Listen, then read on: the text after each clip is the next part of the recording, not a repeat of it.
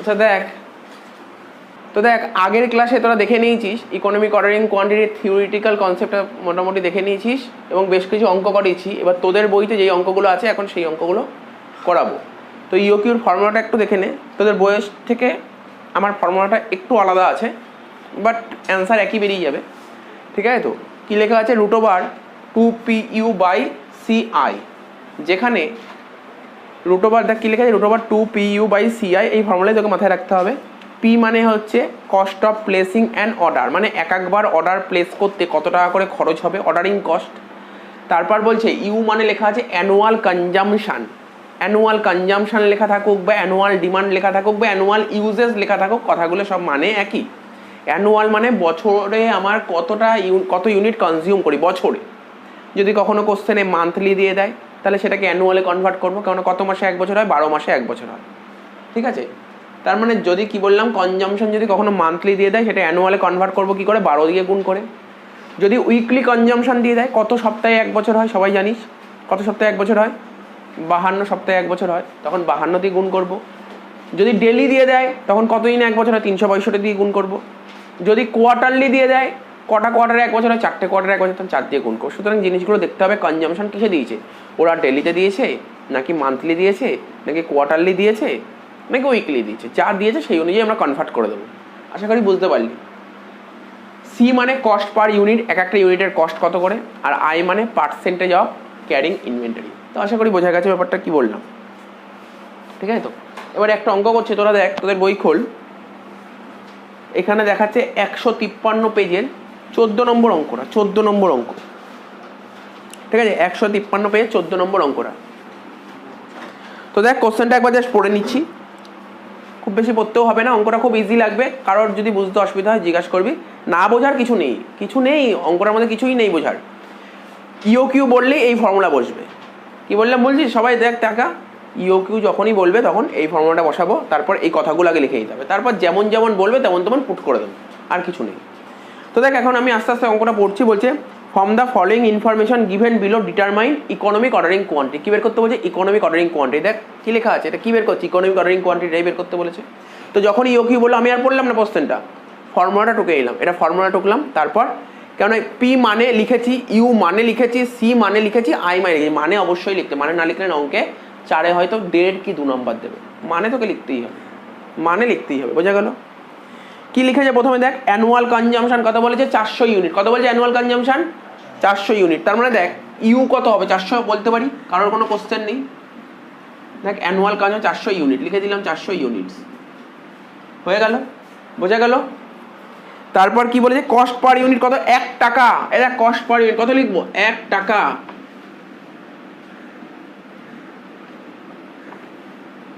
হয়ে গেল? তারপর order placing cost per order 5 টাকা, এই যে 5 টাকা। আর কি বলেছে, আর বলেছে ক্যারিং কস্ট অন ইনভেন্টরি 10%। এটা মানে 10%, 10%টাকে তোরা পয়েন্টে কনভার্ট করবি, জানিস 10% পয়েন্টে কনভার্ট করলে কি হয়, শিখিয়েছি তো ভিডিওতে, দেখ আগের ভিডিওতেই ছিল।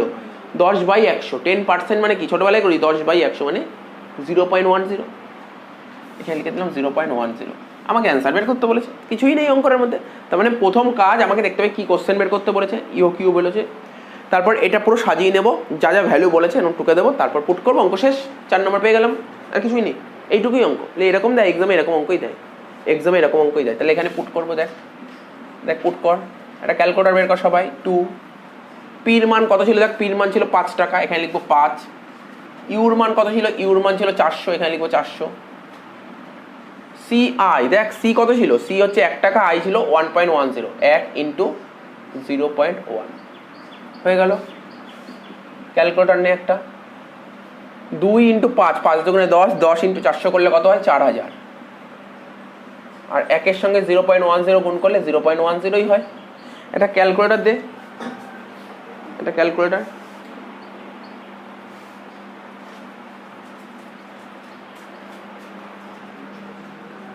তো দেখ কি হয়েছে, 4000কে যদি আমরা 0.10 দিয়ে ডিভাইড করি কত বেরোচ্ছে, 40,000 বেরোচ্ছে, 40,000। তার মানে কি বেরোচ্ছে, এটা √40,000। 40,000 রুট করবো, অঙ্ক শেষ, 200। তাহলে আমার ইওকিউ কত বেরোলো, 200 ইউনিটস। শেষ অঙ্ক। বুঝতে পারলি অঙ্কটা? কিছু নেই, কেননা আগের ভিডিও যারা করেছিস তাদের কোনো অসুবিধা হওয়ার কথাই নয়। এই অঙ্ক একদম ইজি অঙ্ক, কিছু নেই অঙ্কটার মধ্যে। তো আশা করি বুঝতে পেরেছিস। এই চ্যাপ্টারে কঠিন অঙ্ক দেন না, কোনো কঠিন কিছু নেই এই চ্যাপ্টারে, কঠিন কিছুই নেই। এই তো অঙ্ক হয়ে গেল 4 নাম্বার। হ্যাঁ, এর সঙ্গে রিলেটেড আরও কিছু কিছু এক্সট্রা কোশ্চেন জুড়তে পারে। যেমন কী কোশ্চেন জুড়তে পারে, তোরা ভিডিও দেখেছিস, নাম্বার অফ অর্ডার থাকতে পারে কখনো কখনো। কি মনে পড়ছে? আগের দিন করেছিলাম। নাম্বার অফ অর্ডার থাকতে পারে, টাইম গ্যাপ বিটুইন অর্ডার থাকতে পারে, আর টোটাল ইনভেন্টারি কস্ট থাকতে পারে। আমি করবো, চিন্তা করিস না, পরবর্তী কোশ্চেনগুলোতে জিনিসগুলো নিয়ে আলোচনা করছি। তাহলে এই অঙ্কটা শেষ হয়ে গেল, টুকেনে সবাই।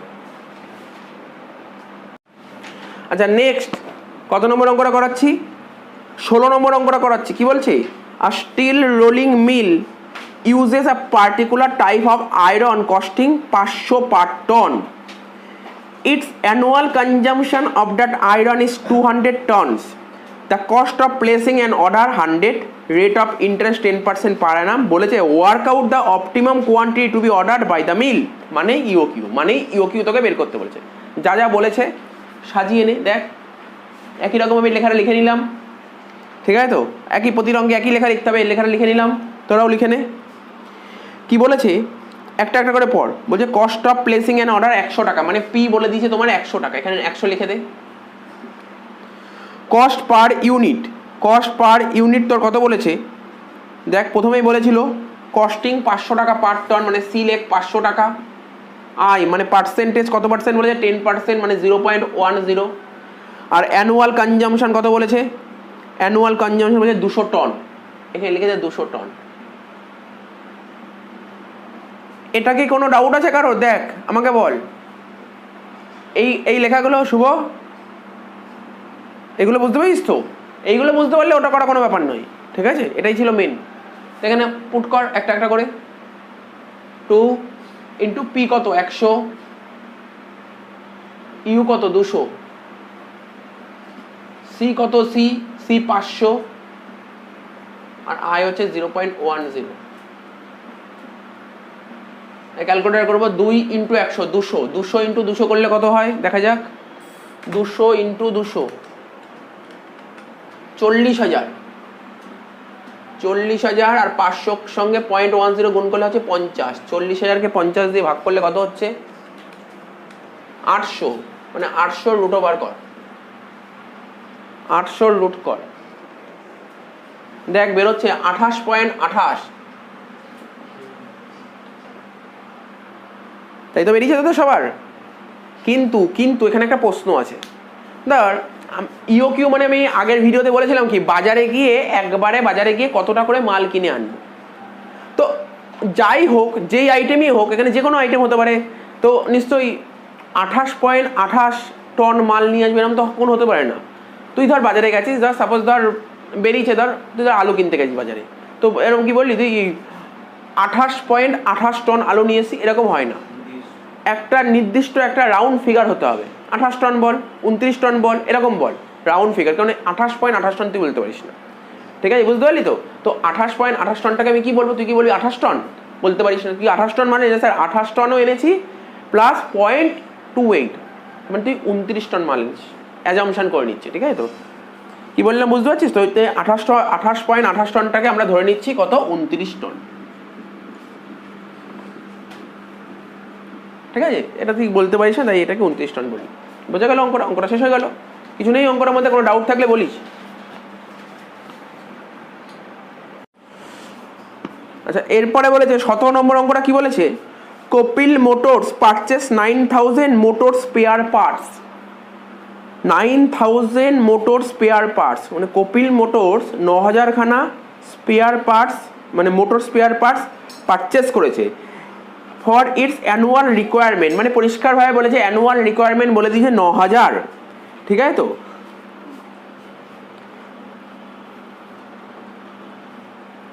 এবার কি বলতে চাইছে তোকে? এবার বলেছে ইচ স্পেয়ার পার্ট কস্ট 20 টাকা, মানে এক একটা স্পেয়ার পার্টের কস্ট হচ্ছে 20 টাকা করে। অর্ডারিং কস্ট 15 টাকা বলে দিয়েছে। ক্যারিং চার্জেস বলছে 15%, ঠিক আছে তো? বলছে you have been asked to suggest a more economical purchasing policy for the company. তাহলে তোকে ইকোনমিক্যাল কস্ট বের করতে বলেছে। খুব ইজি জিনিস দিয়েছে, করে ফেল, কিছু নেই অঙ্কটার মধ্যে। দেখ কত তাড়াতাড়ি করতে পারিস অঙ্কটা, দেখ তো অ্যানুয়াল কনজাম্পশন কত বলেছে? 9000। লিখে দে annual consumption 9000। Cost of placing an order কত বলেছে? অর্ডার কস্ট কত বলেছে? 15 টাকা। এখানে লেখ 15 টাকা। কস্ট পার ইউনিট বলেছে কত? কস্ট পার ইউনিট বলেছে 20 টাকা। এখানে লেখ 20 টাকা। আর কত পার্সেন্টেজ বলেছে এখানে? 15%, মানে 0.15 হয়ে গেল। এখানে পুট কর। 2 ইন্টু পি কত? পি ছিল 15 টাকা। ইউ কত? ইউ ছিল 9000।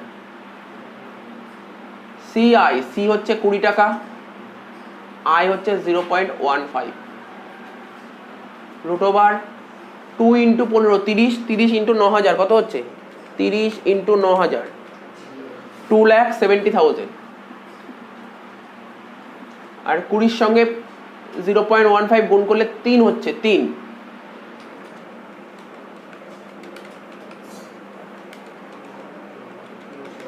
2,70,000কে 3 দিয়ে ভাগ করলে হয় 90,000। এই 90,000 তুমি রুট করে দাও। তো 90,000 রুট করলে কত হচ্ছে? 300। তার মানে আমার ইওকিউ কত বেরিয়ে গেল? 300 ইউনিটস। ঠিক আছে, ইওকিউ বেরিয়ে গেল কত? 300 ইউনিটস। বোঝা গেল?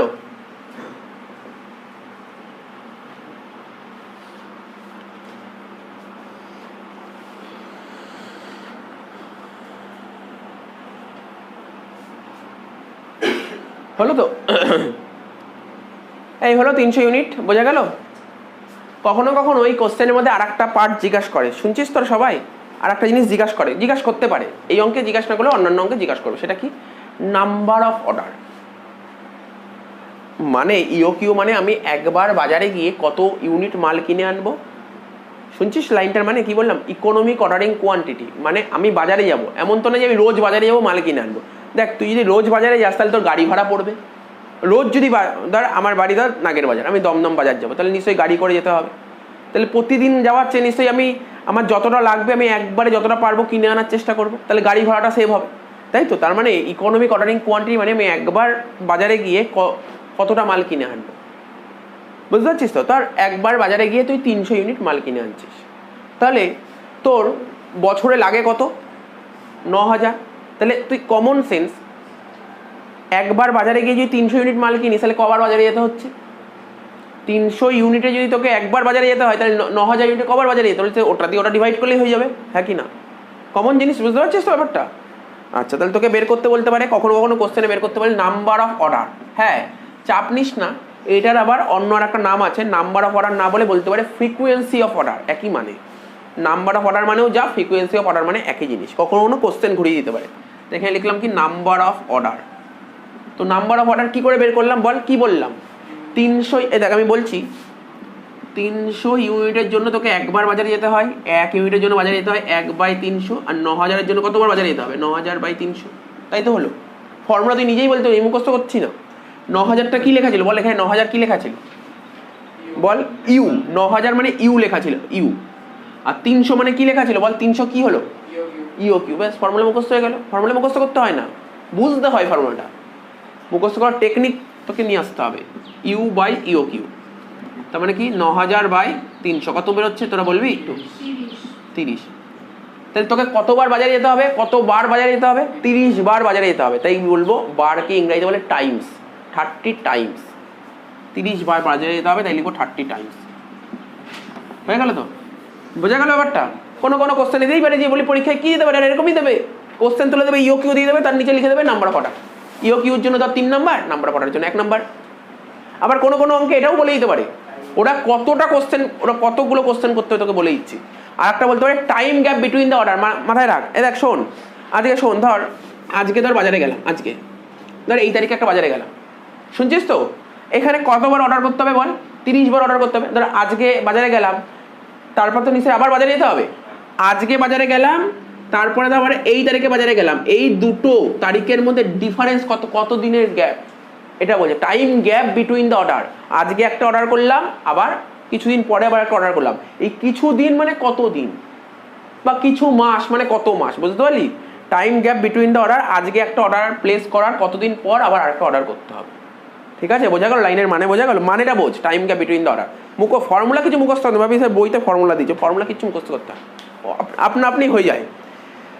তোকে টোটাল কটা অর্ডার করতে হচ্ছে বল, কটা অর্ডার? দেখ দেখ দেখ 30টা অর্ডার, তোকে 30টা অর্ডার করতে হবে, ঠিক আছে? তো বল তোরা যদি মাসে করিস, কত মাসে 1 বছর হয়? 12 মাসে 1 বছর, 12 মাসে 1 বছর হয়, তাই তো? তো তোকে 30টা অর্ডার করতে হয় 12 মাসে, 30টা অর্ডার করতে হয় 12 মাসে, তাহলে এক একটা অর্ডার কত মাসে হচ্ছে বের করতে পারবি না? 30টা অর্ডার করতে হয় 12 মাসে, তাহলে এক একটা অর্ডার কত মাসে করতে হয় বুঝতে পারলি? এবার যদি দিনে হয়, কত দিনে 1 বছর? 365 দিন। তখন বলতে পারবি যে 30টা অর্ডার করতে হবে 365 দিন, তাহলে একটা অর্ডার কত? 365/30। তো যাই করিস অ্যান্সার বেরিয়ে যাবে, ঠিক আছে তো? তাহলে কি লিখলাম? Time gap between the order, লেখ time gap between the order.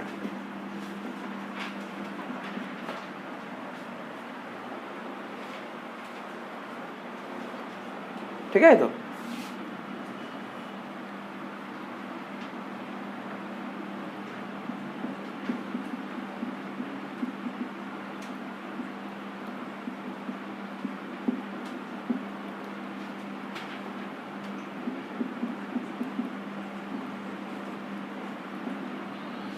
এটা বুঝলি কেন এটা লিখলাম?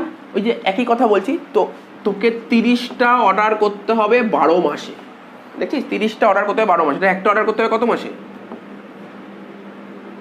বুঝতে তো? 30টা অর্ডার করতে, এক একটা অর্ডারের জন্য গ্যাপ কত? 12/30, এই তো হলো। বুঝতে পারছিস তো ব্যাপারটা? Time gap between the order, একটা অর্ডার প্লেস করার পর আর একটা অর্ডার কতদিন পর করবো, তাহলে করে দেখ 12/30 করে কত হচ্ছে? 12/30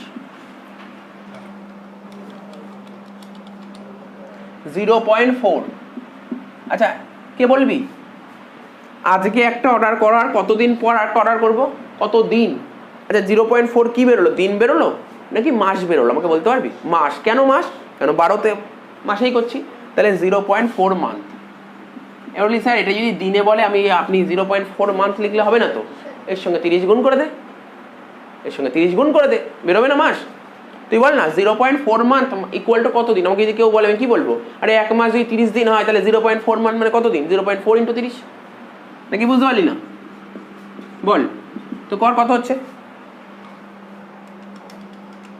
12 দিন। বুঝতে পারছিস ব্যাপারটা কি বলছি? বুঝতে পারছিস কি বলছি? কিছু নেই অঙ্কের মধ্যে, কিছু নেই অঙ্কের, এরকম অঙ্ক পরীক্ষা দেয়। এবার অনেকে এখানে 12 মাসের জায়গায় এখানেই ডাইরেক্ট 365 লিখে দেয়। তো তখন কি করবি? 365কে 30 দিয়ে ভাগ কর, দেখ এরকমই বেরোবে অ্যান্সার, এমন কিছু আলাদা বেরোবে না। 365/30 করলে বেরোচ্ছে হচ্ছে 12.16, মানে 12.16, 12 দিন। আমার কথাটা বুঝতে পারলে কি বললাম? এখানে কোনো ভুল কিছু নেই। খুব বুঝতে পারি যে ব্যাপারটা কেমন অঙ্ক দিতে পারে পরীক্ষায়। এর বাইরে তোদের সিলেবাসটা বলেইছি, তোদের সিলেবাসে কি দেবে? এরকম একটা কোশ্চেন তুলে দেবে, তুলে দিয়ে বলবে তুমি লেখো ফাইন্ড EOQ, হয়ে গেল। তারপরে লিখে দেবে নাম্বার অফ অর্ডার। তারপরে যদি ইচ্ছা হয় বলতে পারে বলো time gap between the order কত। আর যদি এখানে এই অঙ্কে ইচ্ছা নাও হয়, MCQতে ওদের ইচ্ছা হয়ে যায়, MCQতে দিয়ে দেয়। এখানে ইচ্ছা না হলে অন্য জায়গায় ইচ্ছা হয়ে যাবে, ঠিক আছে তো? তাহলে বুঝতে পারলি গোটা অঙ্কটা কি? আচ্ছা আরো যদি ওদের ইচ্ছা হয় আর একটা অঙ্ক দিতে পারে। কি দিতে পারে? হ্যাঁ ইচ্ছা তো হবেই। তো দেখ ওদের যদি ইচ্ছা হয় ওরা বলতে পারে টোটাল ইনভেন্টারি কস্ট বের করতে বলে। ইনভেন্টারি কস্ট, ঠিক আছে তো? ইনভেন্টারি কস্ট দেখ, যদি একটু ভালো করে ব্যাপারটাকে বোঝার চেষ্টা করিস ইনভেন্টারি কস্ট কিভাবে বের করতে হয়, খুব ইজি জিনিস, কিছু নেই। আমি একটা প্রোডাক্ট দিয়ে উদাহরণ দিই, তাহলে বুঝতে সুবিধা হবে। কি প্রোডাক্ট কিনতে গেছি বাজারে, সাপোজ ধর মনে কর একটা ধর নিত্য প্রয়োজনীয় জিনিস সবার লাগে, চাল কিনতে চলে গেছি, বাজারে চাল কিনতে গেছি, ঠিক আছে তো? তো বল বাজারে চাল কিনতে চলে গেছি, তুই আমাকে বল আমার এই যে অ্যানুয়াল মানে জানিস তো, অ্যানুয়াল মানে বছরে। মনে করতে ক্ষতি নেই, মনে করছি বছরে আমার 9000 কেজি চাল লাগে। জেনারেলি এত কম চাল লাগে না, আমি একটা উদাহরণের খাতিরে ধরলাম। মনে করছি বছরে আমার কত চাল লাগে? 9000 কেজি চাল লাগে। তা 9000 কেজি চাল কিনতে হবে তো। আরে 9000 কেজি চাল তো কিনতে হবে, বছরেই চাল লাগে, 9000 কেজি চাল কিনতে হবে। তো 9000 কেজি চাল কিনবো। আচ্ছা 1 কেজি চালের দাম কত করে বলেছে? দেখ এখানে নিশ্চয়ই বলেছে।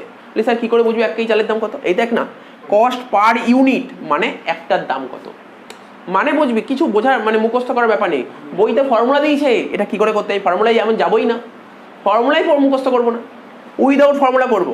তো দেখ আমার বছরে 9,000 কেজি চাল লাগে, তো 1 কেজি চাল কিনতে হবে। তো 1 কেজি চালের দাম কত করে বলছে 1 কেজি চালের দাম 20 টাকা। জেনারেলি 20 টাকার কোনো চাল পাওয়া যায় না, এটা ভাবিস না 20 টাকার কোন চাল পাওয়া যায়, মনে কর চাল পাওয়া যায় না। আমি একটা উদাহরণ দিচ্ছি, ঠিক আছে? তো দেখ 9,000 কেজি চাল লাগে, 1 কেজি চালের দাম 20 টাকা, তার মানে কত টাকা চাল কিনতে হলো স্যার? 9,000 × 20, হ্যাঁ কি না? এখানে তোদের কিছু লিখতে পারি, বোঝাচ্ছি। 9,000 × 20 এত টাকা চাল কিনতে হলো, কত হচ্ছে? 1,80,000 হচ্ছে নাকি? দেখতো 3 4 1,80,000 টাকা চাল কিনতে হলো তোকে বছরে, ঠিক আছে? বোঝা গেল তো? সরি, শুধু কি চাল কিনতে হবে? ধর তুই চাল কিনতে গেছিস, আমার বাড়ি ধর দমদমে, চালটা ধর আমি বাগুইহাটিতে কিনতে যাচ্ছি, ভালো মার্কেট আছে চালের, ভালো মার্কেট বাগুইহাটিতে, তা বাগুইহাটি থেকে চাল কিনতে যাচ্ছি। তো নিশ্চয়ই দেখ চাল যে কিনে আনবো, নিশ্চয়ই আমাকে কিছু করে যেতে হবে দমদম থেকে সে বাগুইহাটি, নিশ্চয়ই গাড়ি ভাড়া লাগবে তো, হ্যাঁ কি না? গাড়ি ভাড়া লাগবে তো। তো ব্যাপারটা তোকে বুঝতে হবে। এখানে দেখতে হবে তুই চালগুলো কবার কিনতে হবে। তুই একবার যদি বাজারে যাস তখন তুই 300 কেজি চাল কিনে নিয়ে আসবি। তাহলে তুই বললি স্যার তার মানে তো আমাকে 30 বার বাজারে যেতে হবে, হ্যাঁ কি না? তুই একবার যদি বাজারে যাস তখন তুই 300 কেজি চাল কিনে আনবি, তোর তো বছরে 9,000 কেজি চাল লাগবে। তার মানে তোকে কতবার বাজারে যেতে হচ্ছে? 30 বার। মুখস্থ করার ব্যাপার নেই, আমি মুখস্থ করছি না এখানে। 30 বার বাজারে যেতে হবে। তা 30 বার বাজারে যেতে খরচ হবে না? খরচ হবে তো 30 বার বাজারে যেতে। তাহলে একবার বাজারে যেতে, এই যে অর্ডার, একবার বাজারে যেতে কত খরচ হচ্ছে? 15 টাকা। তা 30 বার বাজারে যেতে কত খরচ হচ্ছে? 30 × 15, হ্যাঁ কি না? বুঝতে পারছিস কিনা বল? 30 × 15 450 টাকা। এবার তোরা ভাবিস না যে আমি চাল কিনে আমার খরচ হবে নাকি? কোনো খরচ হবে না, এটা ভুল। বলি আমার সাইকেল আছে বা বাইক আছে, আরে তেল পুড়বে না? খরচা তো হচ্ছেই তোর। তো সুতরাং তোকে ব্যাপারগুলো বুঝতে হবে, ঠিক আছে? আচ্ছা, এখানে গাড়ি ভাড়ার খরচটাই অর্ডার কস্টের মধ্যেই ফেলা হচ্ছে, গাড়ি ভাড়ার কষ্টটা অর্ডার কস্টের মধ্যে। আচ্ছা তুই ভাব একটু, জিনিসটা মাথায় রাখ। আর একটা কী খরচ হয়? আর একটাও খরচ হয়। এই যে তুই যে চাল কিনবি, টাকা লাগবে, টাকাটা পাবি কোথা থেকে?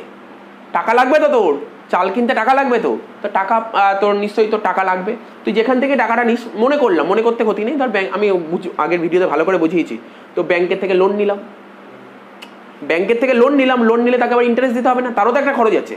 বা ধর এতগুলো চাল কিনে রাখবো কোথায়? রাখার জন্য একটা জায়গা রাখবে তো। এটা পুরো বিজনেস নিয়ে বুঝতে হয় তো ব্যাপারটা। তো বিজনেসে এরকম ছোটো ছোটো আইটেম হয় না, অনেক বড় বড় আইটেম থাকে। তো নিশ্চয়ই ওদের গোডাউন ভাড়া করতে হয়, জানিস তো? যে বড় বড় চাল, মানে অনেক কেই চাল আনবে বা টন যখন চাল আনবে, তখন নিশ্চয়ই ওদের গোডাউনে স্টক করতে হবে চালগুলো। তো গোডাউনের ভাড়া আছে না, ওটাও একটা খরচ। তাহলে বুঝতে পারলি? শুধু ভাবিস না যে শুধু কেনার খরচটাই লাগে, আরও অনেক খরচ হয়। এই এরকম অর্ডারিং খরচ হয় আর ক্যারিং খরচ। তাহলে বুঝতে পারলি? আমাকে যখনই বলবে ইনভেন্টারি কস্ট, ওখানে 3টে খরচ জড়িয়ে আছে। একটা কেনার খরচ, পারচেসের খরচ, একটা অর্ডারের খরচ, আর একটা ক্যারিংয়ের খরচ। ক্যারিং মানে গাড়ি ভাড়া না, ক্যারিং মানে ধর আমি নিশ্চয়ই কোনো ব্যাংকের থেকে লোন নিয়ে ওই জিনিসটা কিনলাম, তাহলে ব্যাংকের থেকে লোন নিলে তাকে সুদ দিতে হবে, ব্যাংক আলাকে সুদ দিতে হবে। আর কি হতে পারে? আমি নিশ্চয়ই যেখানে গোডাউন মানে গুডসগুলোকে স্টক মানে মজুত করব, তাহলে সেখানে গোডাউনের ভাড়া আছে না, এটাকে ক্যারিং কস্ট বলে। তাহলে বুঝতে পারলি তো? তাহলে বলি স্যার ক্যারিং কস্ট কী করে বের করবো? দেখ আমি তোকে শিখিয়ে দিচ্ছি, শোন। তোর কস্ট কত করে বল, কস্ট কত করে দেখতে পাচ্ছিস? 1 কেজি চালের দাম 20 টাকা, এর ক্যারিং খরচ কত? 15 পয়সা। একটা ইউনিটে 15 পয়সা, তার মানে কি এই দুটোর সঙ্গে যদি তুই করিস কত হচ্ছে? ক্যারিং কস্ট পার ইউনিট 3 টাকা হচ্ছে। 3 টাকা, বোঝার চেষ্টা কর। একদম কিন্তু ভাবিস না যে কঠিন, কিছু কঠিন নয়। ধর 1 কেজি চালের দাম 20 টাকা, আর এখানে তোর 1 কেজিতে তোর 15 পয়সা ইন্টারেস্ট দিতে হচ্ছে, ঠিক আছে? তাহলে কত টাকা খরচ হচ্ছে? 3 টাকা। এখানে ক্যারিং কস্ট 3 টাকা খরচ হচ্ছে, ঠিক আছে? তো এখানে 3, আর এর সঙ্গে করতে হয় তুই একবারে যখন বাজার থেকে মাল কিনে আনছিস কত? 300 ইউনিট, তার অ্যাভারেজ করতে হবে, বা বুঝতে অসুবিধা হলে তার হাফ করতে হবে। হাফ তা 300-র হাফ কত? 150, 450। আর একটা কথা তোকে বলে দিচ্ছি, শোন, মন দিয়ে শোন। আমি আমার আগের ভিডিওটা যে ভালো করে দেখেছে সে পরিষ্কার বুঝেছে যে দেখেছিলি তোরা অর্ডারিং কস্ট আর ক্যারিং কস্ট সবসময় সমান হয়। অর্ডারিং কস্ট আর ক্যারিং কস্ট যখন সমান হয় ওটাই ইওকিউ হয়। এটাই আমি আগের ভিডিওতে পরিষ্কার একটা ছবি এঁকেও বুঝিয়েছিলাম। অর্ডারিং কস্ট আর ক্যারিং কস্ট যেখানে সমান হয় সেটাই হয় ইওকিউ। কেন? দেখ তুই বোঝার চেষ্টা কর। তো অনেকে কি করতে পারে, দেখ কনসেপ্টটা মাথায় কাটানোর চেষ্টা কর, ঠিক আছে? তো ধর আমার বছরে 9,000 কেজি চাল লাগবে, কারণ তুই ইচ্ছা করতেই পারে একবারে পুরো 9,000 কেজি চাল কিনে আনলাম, গাড়ি ভাড়া লাগবে না, একবারই গাড়ি ভাড়া লাগবে, আর লাগবে না। তাহলে তো এর তো একটা অসুবিধা আছে। তুই বললি আমার যখন বছরে 9,000 কেজি চাল লাগবে, বারবার করে যেতে গেলে ধর তুই প্রতিদিন যদি চাল কিনিস, প্রতিদিন গেলি চাল কিনতে, তাহলে নিশ্চয়ই প্রতিদিনের গাড়ি ভাড়া লাগবে। বলি না, আমি গাড়ি ভাড়া করবো না, একবারেই গাড়ি ভাড়া দেবো, পুরো চাল তুলে নিয়ে চলে আসবো। তাহলে তোর ক্ষতি কি? তুই চাল কিনে আনলি 1 বছরের চাল, চাল তো নষ্ট হয়ে যাবে, পোকা হয়ে যাবে। তুই চাল রাখার জায়গা নেই, ঠিক তো? তারপর 1,80,000 টাকা তুই পাবি কোথা থেকে? অনেক ক্ষতি আছে। তাই জন্য তোকে এমন কিছু কিনতে হয়, দুটোকে ভারসাম্য রাখতে হয়, ইকুয়াল রাখতে হয়, ইকুইভ্যালেন্ট রাখতে হয় দুটোকে। তো যেখানে অর্ডারিং কস্ট আর ক্যারিং কস্ট সমান হয়, সেটাই হচ্ছে অরিজিনাল পয়েন্ট ইওকিউ। জিনিসটা বুঝতে পারলি তো? তার মানে আমি দেখ তোকে বুঝিয়ে দিলাম কি করে তোমার যদি মিনিমাম টোটাল কস্ট বের করতে বলেন কি করে বের করবো। 3টে খরচ হয় টোটাল কস্টের মধ্যে, 3টে খরচ। শর্ট কোশ্চেন দেয় টোটাল কস্টের মধ্যে কী খরচ থাকে? পারচেস কস্ট, অর্ডার কস্ট আর ক্যারিং কস্ট। কী বললাম? Purchase cost, order cost, carrying cost. পুরো বুঝিয়ে দিলাম ব্যাপারটা। এই প্রতিটা অঙ্কে আমাকে আলাদা আলাদা করে জিজ্ঞেস করে স্যার কী করে বের করবো, কী করে বের করবো? একটা অঙ্ক বারবার এটাই দেখবি, হয়ে যাবে।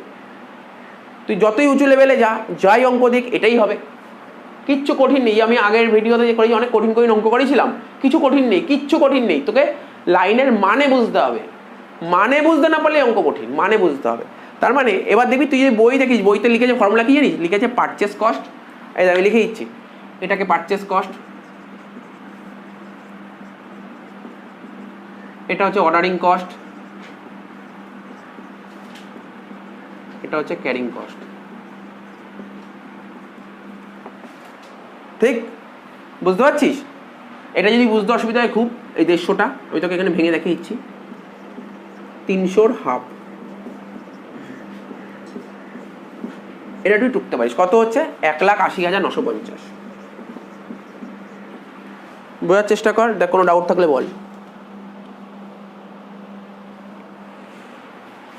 বুঝছিস? মাথায় ঢুকেছে এটা? টুকেন এটা?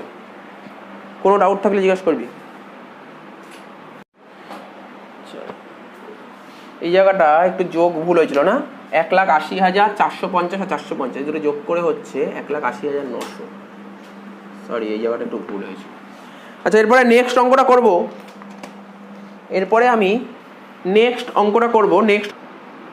আচ্ছা দেখ, এবার যে অঙ্কটা করব তোদের বোর্ডে, ঠিক আছে তো, 2015-এ এসেছিল এবং আইডিয়াল অঙ্ক, এরকম অঙ্কই তোদের এক্সামে তুলে দেবে। আচ্ছা, কতটা বললাম? 2015, তাই তো?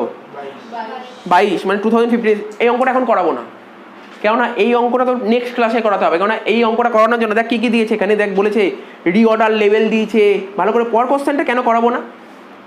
তারপর মিনিমাম স্টক লেভেল দিয়ে ম্যাক্সিমাম স্টক লেভেল, এগুলো শেখাইনি কেন, কী করে করাবো, তাই না? এটা করাতে পারবো না। নেক্সট ক্লাসে যখন এইগুলো শিখিয়ে দেবো তারপর করাবো। মানে এই অঙ্কটা কেমন দিয়ে জানিস তো, তোকে ইওকিউ করতে হবে, পাশাপাশি ওইগুলোও করতে হবে। কঠিন কিছু নয়, সেটা পরের ক্লাসে শেখাবো। পরের অঙ্কটা করি, ইওকিউ 23 নম্বর অঙ্কটা। কি বলেছে? Consumption of material per quarter বলেছে 3000 KG, ordering cost per order বলেছে 200 টাকা, cost of material per KG বলেছে 6 টাকা, ক্যারিং কস্ট। এই অঙ্কটা নিজে করে দে, 2019 সালে এসেছিলো। দেখ কত ইজি অঙ্ক, করে দে তাড়াতাড়ি কর। কনজামশন বলেছে পার কোয়ার্টার 3000 কেজি, তার মানে ইউ হবে 3000 × 4, কারণ আমরা জানি বছরে 4টে কোয়ার্টার হয়, 3000 × 4 করলে হয় 12,000। অর্ডারিং কস্ট কত বলেছে? মানে কস্ট অফ প্লেসিং অর্ডার বলেছে 200 টাকা, কস্ট পার ইউনিট বলেছে তোমার 6 টাকা, আর পার্সেন্টেজ অফ ক্যারিং ইনভেন্টরি বলেছে 20%, মানে 0.20। তাহলে কত হচ্ছে এখানে? √2 × P কত? P হচ্ছে 200, ইউ হচ্ছে 12,000, সি হচ্ছে 6, আই হচ্ছে 0.20। 2 × 200 400, 400 × 12,000 কর, নিচে হচ্ছে 1.20। 400 × 12,000 কত হচ্ছে দেখা যাক? 400 × 12,000 48 lakhs। 48 lakhs, তো 48 lakhs ডিভাইড বাই 1.2 করে হচ্ছে 40 লাখ। 40 লাখের রুট করে দে, 40 লাখের রুট করলে হচ্ছে তোর 2000 হয়ে গেল। ইওকিউ তোর বেরিয়ে গেল 2000 কেজি, ঠিক তো? আর একটা বের করতে বলছিল, নাম্বার অফ অর্ডার বের করতে বলছিল। ইউ কত? ইউ হচ্ছে 12,000 আর ইওকিউ হচ্ছে 2000, তাহলে নাম্বার অফ অর্ডার কত হবে? 6 টাইমস। ঠিক, অঙ্কটা শেষ হয়ে গেল তাহলে। আচ্ছা, এই যে আমরা যে ইওকিউ করছি এটা শুনে রাখ। আমরা ইওকিউ করার তো অনেকগুলো মেথড হয়, আমরা কোন মেথড করছি না ইওকিউর, এটা বলতে পারি কোন মেথড ইওকিউর? বলতে হবে, আমি লিখিয়েছিলাম আগের ক্লাসে ইওকিউ করার, আমরা এটা করছি ইওকিউ করার 3টে মেথড হয়, 3টে মেথড। বলবি আমাদের পরীক্ষায় কোনটা দেয়? তোদের পরীক্ষায় একটা মেথডই দেয়, তোদের সিলেবাসে একটাই দেয়। সেটা কি? সেটা হচ্ছে ফর্মুলা মেথড। এটা তোরা যেটা কি ফর্মুলা মেথড বা অ্যালজেব্রিক মেথড, এটা ফর্মুলা মেথড। আরও দুটো মেথড হয়, একটা ট্যাবুলার মেথড, মানে টেবিল করে করতে হয়, যেটা তোদের নেই, আসবে না।